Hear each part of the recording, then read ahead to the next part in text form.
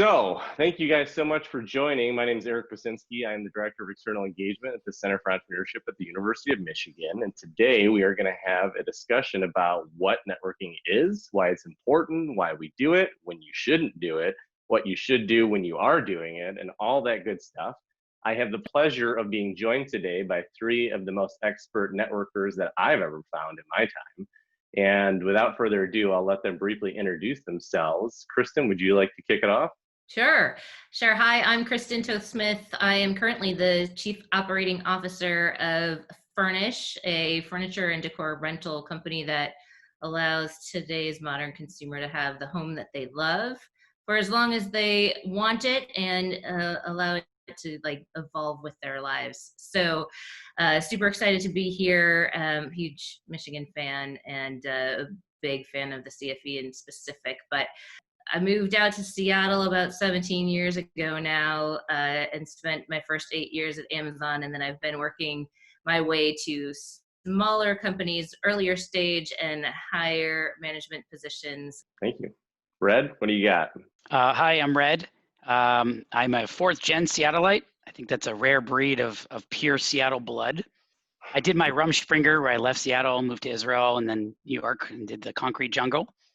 And I moved back to Seattle in 2009 and it was still at its infancy of tech. I posted up at Techstars of all places to kind of start my career of community building. So a startup weekend in Techstars. I was lucky enough to have an early exit to the city of Seattle and build up some of their entrepreneurship initiatives. Got very lucky in having a startup ask me to join as a first salesperson 7.5 years ago. And I'm trying to just stay there as long as I can because I love what I do. And if you're curious what I do, I don't try to promote it, but we help the world's biggest brands improve how they listen to their customers.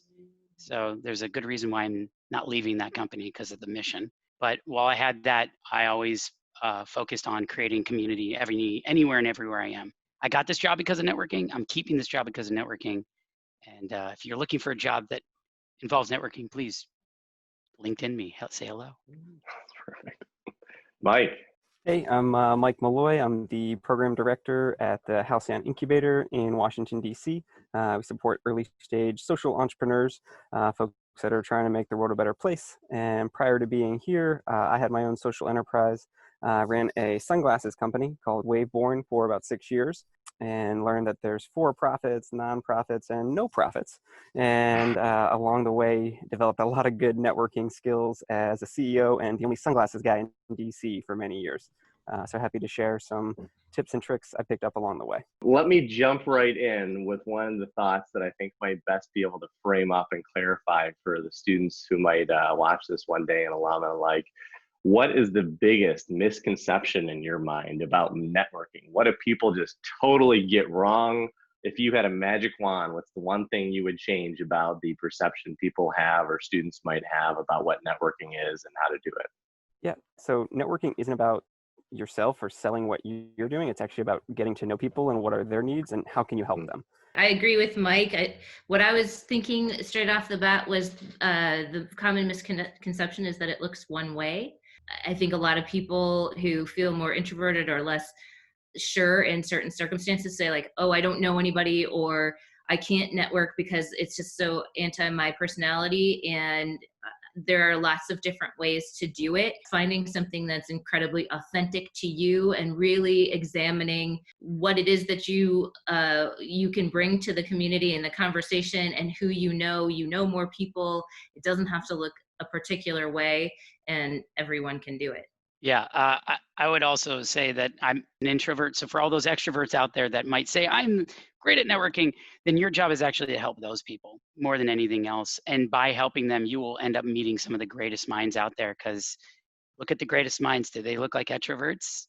That's great. I love the answers that you guys gave on that. Let's expand that a little bit further. Let me ask you this. Each of you take 30 seconds. Pretend there's a student in front of you who's terrified, wide-eyed.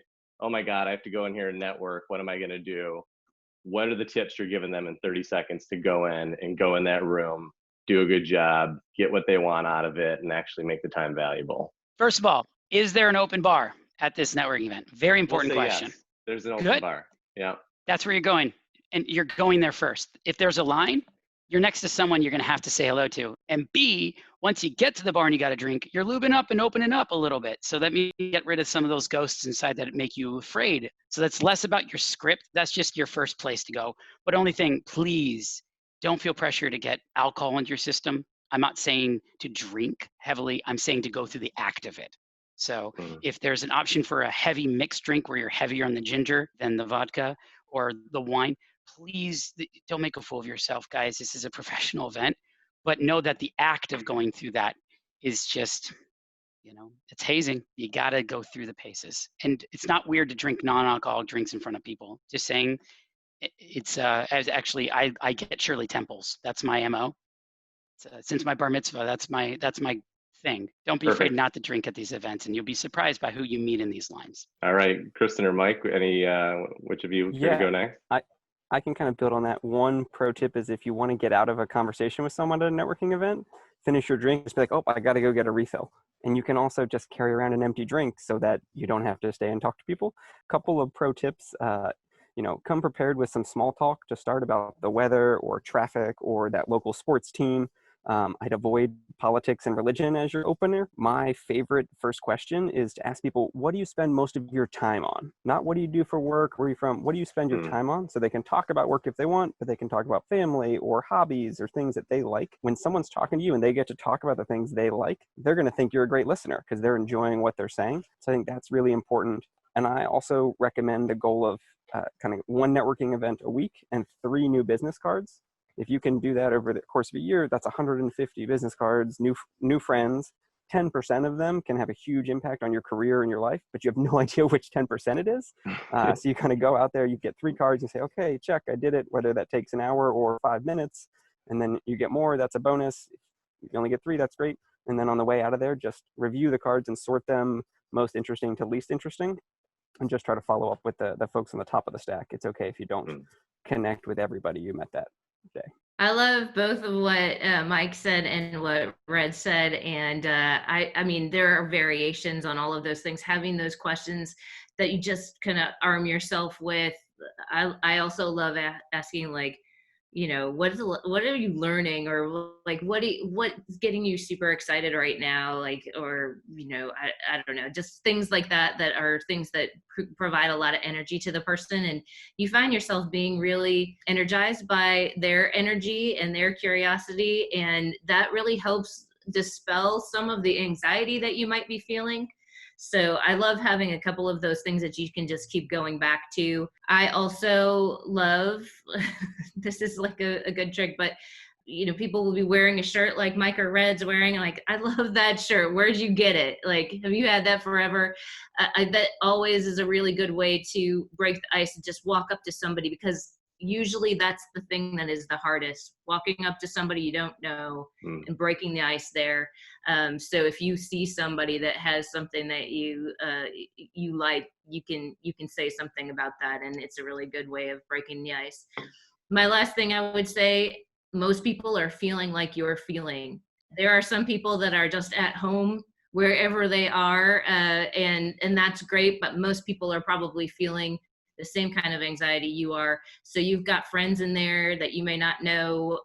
You've got a lot of people who are going to empathize with you, and they're not judging you. So I think just feel okay with that. And if you get really stuck, go find somebody who's standing by themselves and just say hi. What are the top, couple tools, couple platforms, a couple sources that come to mind that you find yourself readily using before you have to go into a cold networking event or something where you anticipate not knowing the vast amount of people, or maybe a new geography you haven't been in before? Yeah, I mean, for one, if there's an open platform for the event like meetup.com or Eventbrite, looking through the names of the people who are there, or the speakers. The persona of the speaker will open up who's going to be there, and it'll help you prepare a bit for the type of person that will attend.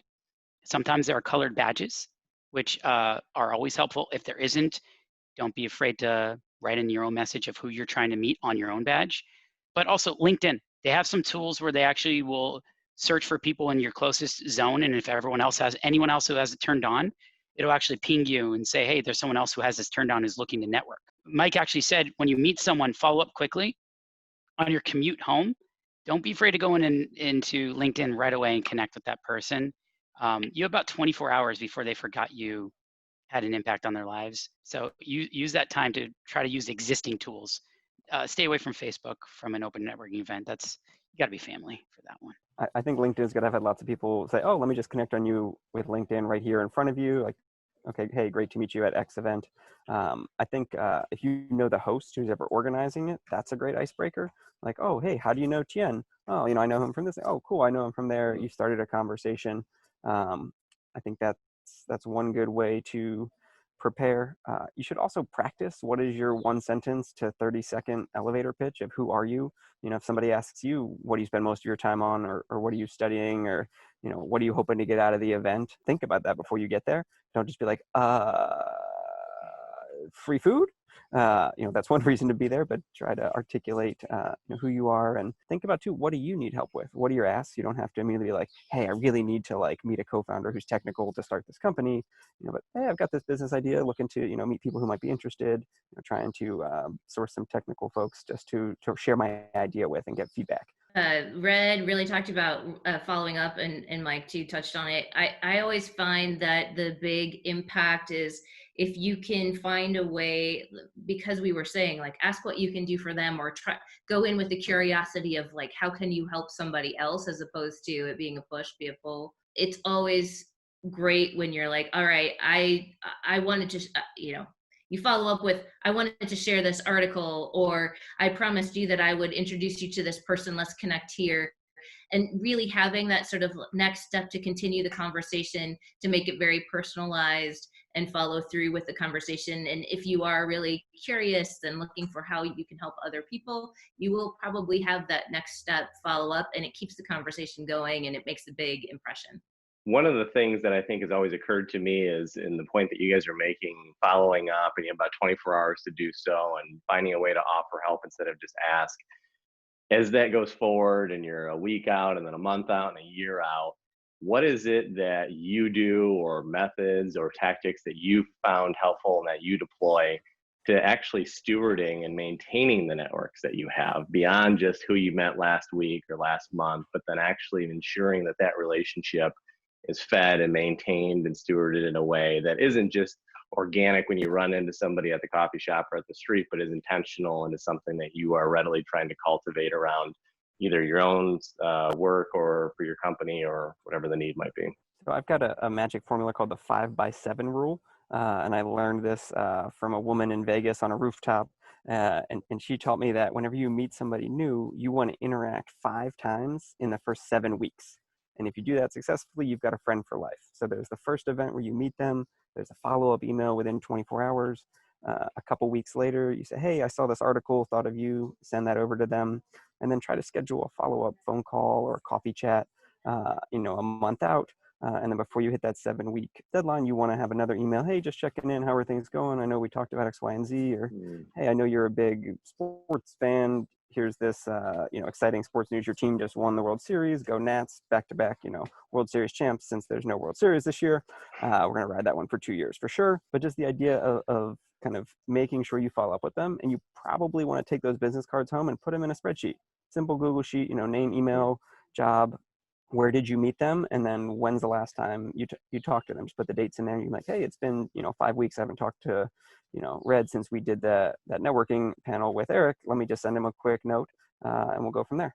I will say, frameworks aside, don't overpromise. At least as a Seattleite, if you're gonna be like, let's hang out, and then you don't, because the rain hits and then you don't have a subway system that makes it easy to get to point B. It's not like New York, right? Where networking and hanging out and having looser relationships is easy. In Seattle, you have to get into a car, most likely a Subaru. But what I would say, as far as frameworks that I find helpful, is actually to encourage you to go and give back to the community what you got from that event. So if you met 5 people that have similar interests, now it's on you to create in a networking event that those are your 5 first evangelists that are going to support you when you do it. Someone created a networking event for you. You should go ahead and find excuses and reasons to fill voids where people like you aren't meeting regularly enough. In tertiary cities, this is huge. So as people start living less in big cities because of what we're experiencing now in the economy, and you start becoming more nomadic, the need for community builders is going to become that much more. prevalent. I would say you talk about tools and resources, pick up Brad Feld's book, Startup Communities. I can't advocate it enough. Everyone, yeah, look at that. It's the book to start with, and it'll teach you very quickly that you do have the power in introvert or extrovert to start a powerful movement. And those 4 or 5 people you met at your network, that's one of those 7 touch points that I think will make you guys remember each other for life. After the 7, you might not talk for 6 or 7 years, but they will know when they need someone, and you're that someone, they'll remember you like that.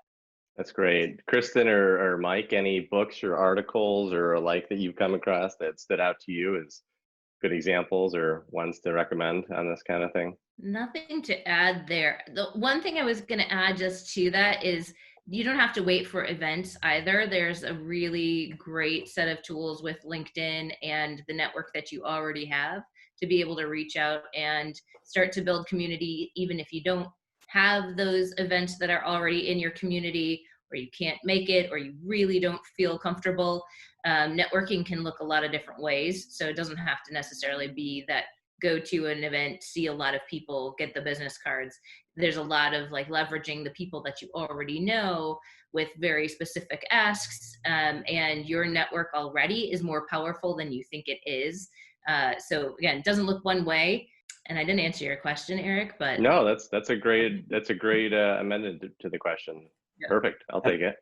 I'll chime in with a bonus book.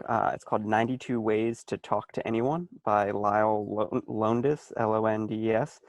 It's literally 92 tips and tricks for networking. Highly recommend the audiobook version and just like listen to it for 15 minutes on your way to an event, and it gives you 2 or 3 tricks. And then you just experiment. You try them out there.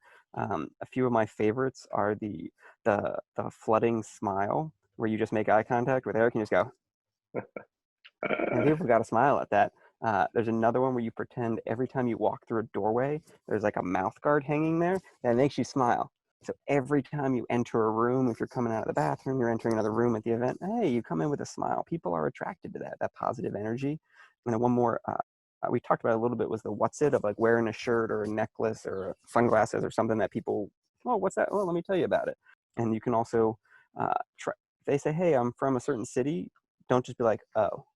Find a way to connect with that city. So like, I'm from Maryland, I live in DC, my sister lives in Philly, that covers all of Pennsylvania. My dad's from Trenton, New Jersey, my mom's from Long Island, I went to Boston College, I'm at a lake house in Maine right now. I got the East Coast covered. You're from Michigan, you just say, go blue, and you know your friends. But find a way to connect to and kind of build on whatever they're saying, and don't put them down, whatever it is. Even if I talk to a freaking Yankees fan or a Steelers fan, like, oh, that's cool. And then pivot towards something that you don't despise with your entire existence. That's solid advice. Yeah, do not offend the people you're trying to befriend. I love it. It's good. Well, that's a great thought to go out on. Thank you guys so much for your time. I really appreciate it. And to anybody who's viewing this, hopefully this helped answer any questions or thoughts you had on networking. Don't hesitate to go on the CFE's website to check out all the programs and offerings we have. And we look forward to helping you through your path. Thank you guys so much, and go blue. Reach out to everybody here. Networking is number 1. And dress as you hope to be perceived. If you've got a funky shirt, wear it. If you see somebody else is wearing a funky shirt, go inside, put your funky shirt on so you look cool. Thank you guys. Awesome. See you later. Take care. Bye-bye. Go blue.